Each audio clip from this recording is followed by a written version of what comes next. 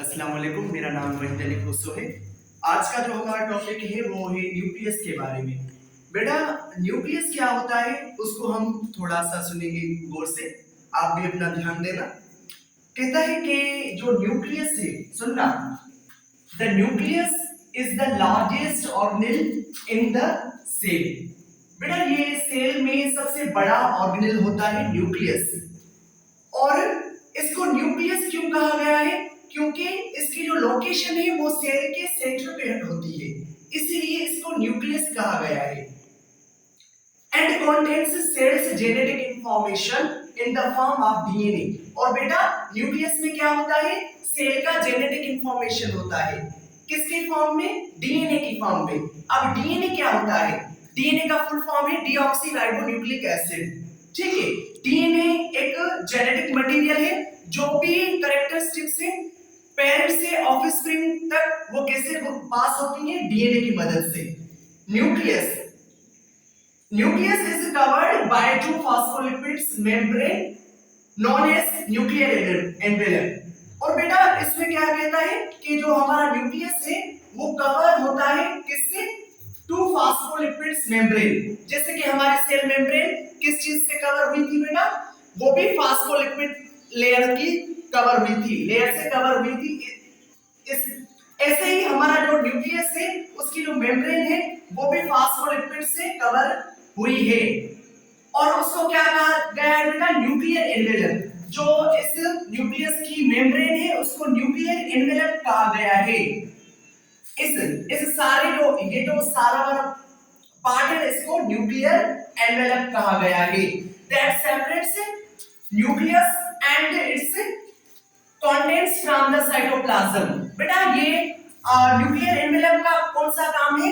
ये कहता है कि ये सेपरेट करता है न्यूक्लियस को और उसमें जो भी कंटेंट्स है। अब कंटेंट्स को कौन सा हो गया यहाँ पे? जैसे कि बेटा ये आपको नजर आ रहा है, ये थ्रेड लाइक स्ट्रक्चर। ठीक है, यानी कि हमारा डीएनए और ये जो न्यूक्लियोलस है इसको सेपरेट करता है साइटोप्लाज्म में से। अब साइटोप्लाज्म बिल्कुल सही, साइटोप्लाज्म में से, क्योंकि ये हमारा न्यूक्लियस है और ये सेल के अंदर होता है। याद कर लेना, न्यूक्लियस सेल का बड़े में बड़ा पार्ट है और सेल के अंदर होता है। और इसको एक खास किस्म की एनवेलप होती है जिससे वो किस चीज से बनी हुई होती है बेटा? फॉस्फोलिपिड से।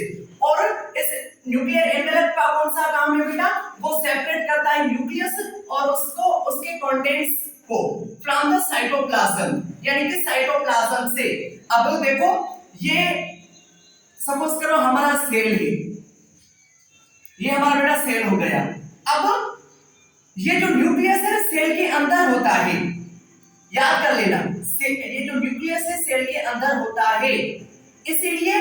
और इसकी जो साइज होती है यानी कि बहुत बड़ी होती है और माइक्रोस्कोप के नीचे बेटा ये बहुत आसानी से नजर आ जाता है।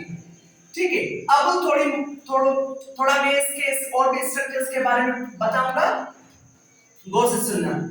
बेटा, ये जो आपको थ्रेड लाइक स्ट्रक्चर्स नजर आ रहे हैं ना, दरअसल ये हमारा डीएनए ही है। लेकिन जब सेल डिवाइड नहीं करता तो वो हमको क्रोमेटिन नेटवर्क के फॉर्म में मिलता है।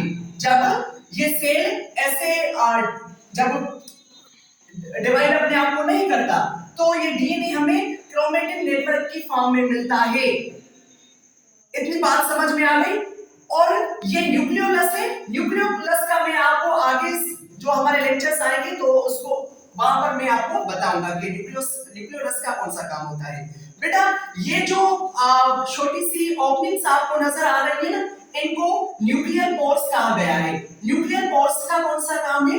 वो चीजों को एक्सचेंज करने में मदद करती है। यानी कि जैसे कि या न्यूक्लियस में से आरएनए का ट्रांसफर हो जाना साइटोप्लाज्म तक।